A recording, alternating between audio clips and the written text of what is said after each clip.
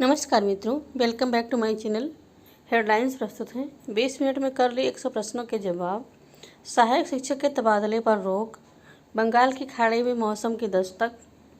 भीषण गर्मी को देखते हुए समय से पूर्व ही ग्रीष्मकालीन अवकाश घोषित किए गए। तो ऐसी हेडलाइंस, इनको आप विस्तारपूर्वक वीडियो में देख पाएंगे। और साथ ही आपसे कहना चाहेंगे कि वीडियो पूरी देखें। साथ ही यदि आपको वीडियो अच्छी लगे तो लाइक अवश्य करें। इलाहाबाद हाईकोर्ट ने सहायक शिक्षक के दंड के रूप में किए गए तबादले पर रोक लगा दी।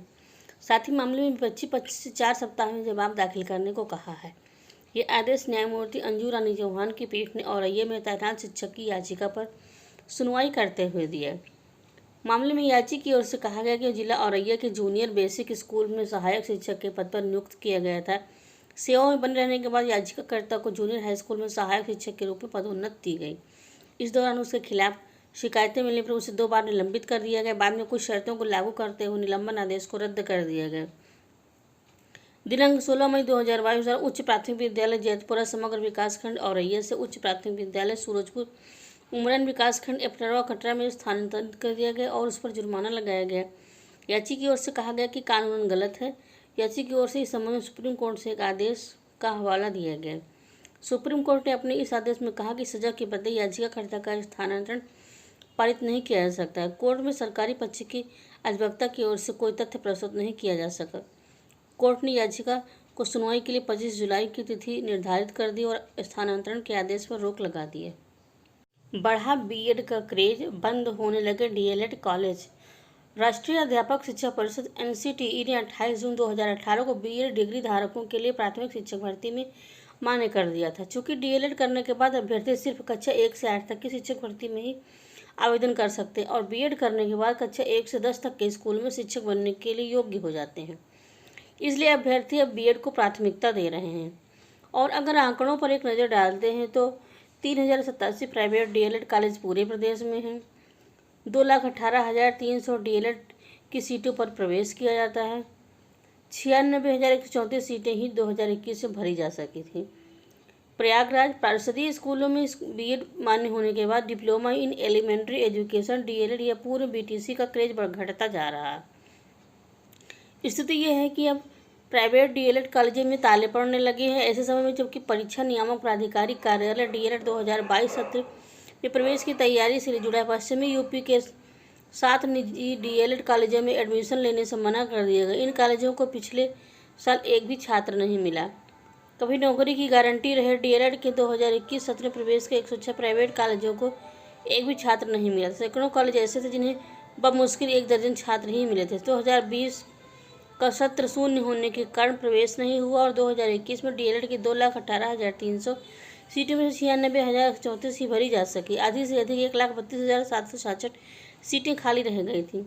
आधी सीटें भी नहीं भरने से निजी कॉलेजों की कमाई पूरी तरह से खत्म हो गई और इनके सामने अस्तित्व का संकट भी है।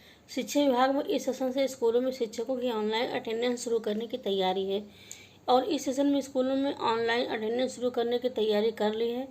माध्यमिक शिक्षा विभाग की 100 दिवसीय कार्य योजना 100 डेज एक्शन प्लान में शामिल किया गया। इसके लिए विभाग अच्छे स्तर पर तैयारी कर रहा है और इस सेशन से यूपी के स्कूलों में माहौल बदल जाएगा। सरकार ने शिक्षकों की ऑनलाइन अटेंडेंस का निर्णय कर लिया है।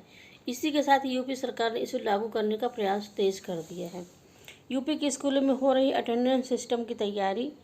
और ये बता दें कि यूपी के सरकारी स्कूलों में मास्टर साहब की गैर मौजूदगी में कई बार चर्चा का विषय बन चुकी है और माध्यमिक शिक्षा विभाग ने माध्यमिक विद्यालयों में शिक्षा की गुणवत्ता को सुधारने के लिए काम में लापरवाही बरतने वाले शिक्षकों की जवाबदेही तय करने के प्रयास शुरू कर दिए। अब शिक्षक चाहकर भी देरी से नहीं आ सकेंगे और ये नियम होंगे।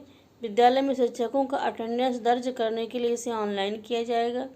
ये फैसला इसी सत्र से लागू किया जाएगा और उनके स्कूल में प्रवेश के समय साथ साथ स्कूल से बाहर आने का समय भी दर्ज किया जाएगा।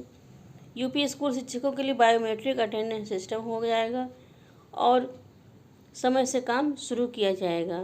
किसी अन्य माध्यम से इस पर विचार किया जा रहा है। जिला विद्यालय निरीक्षकों को यह भी सुनिश्चित करने के लिए कहा गया कि सभी शिक्षकों और छात्रों के पास ईमेल आईडी हो।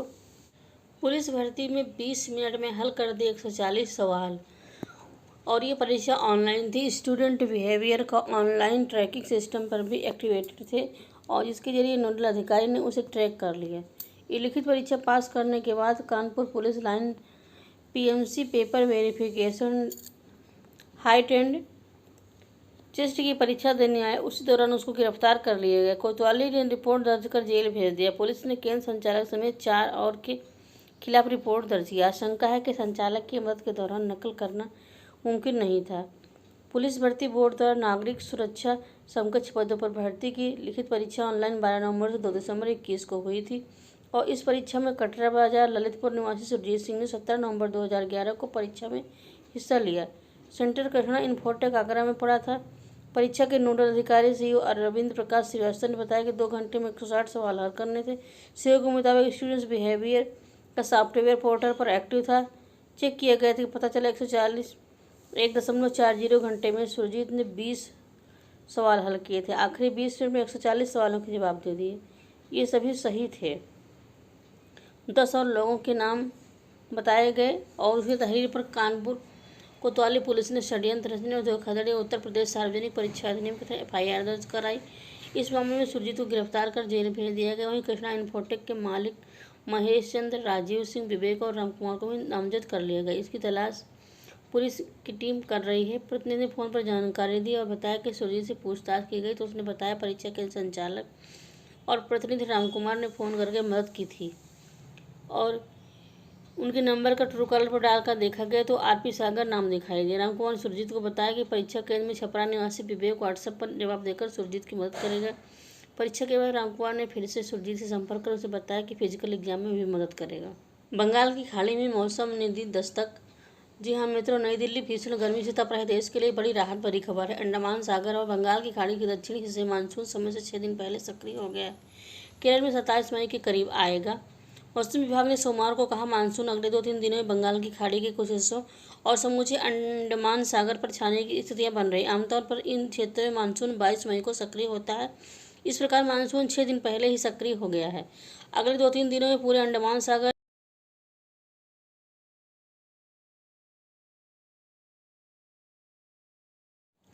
कार्यालय जिला मजिस्ट्रेट अलीगढ़ है। जी हाँ मित्रों, समय से पहले भीषण गर्मी को देखते हुए इस जनपद में ग्रीष्म का अवकाश घोषित किया गया है। पत्रांक संख्या अंकित हो आदेश और साथ ही साथ डेट भी आपके पास है। वर्तमान में कोविड की संभावित लहर व गर्मी के परिप्रेक्ष्य में उत्तर प्रदेश में आंगनबाड़ी केंद्र और प्री प्राइमरी 8वीं से कक्षा तक के विद्यालय का संचालन दोपहर 12 बजे तक किया जा रहा है।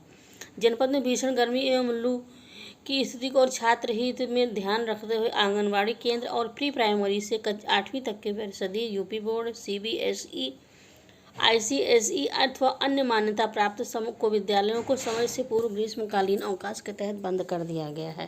माध्यमिक शिक्षक विभाग द्वारा निर्धारित तिथि एवं विद्यालय में उपस्थित रहकर विद्यालय संबंधी कार्य संपादित करेंगे।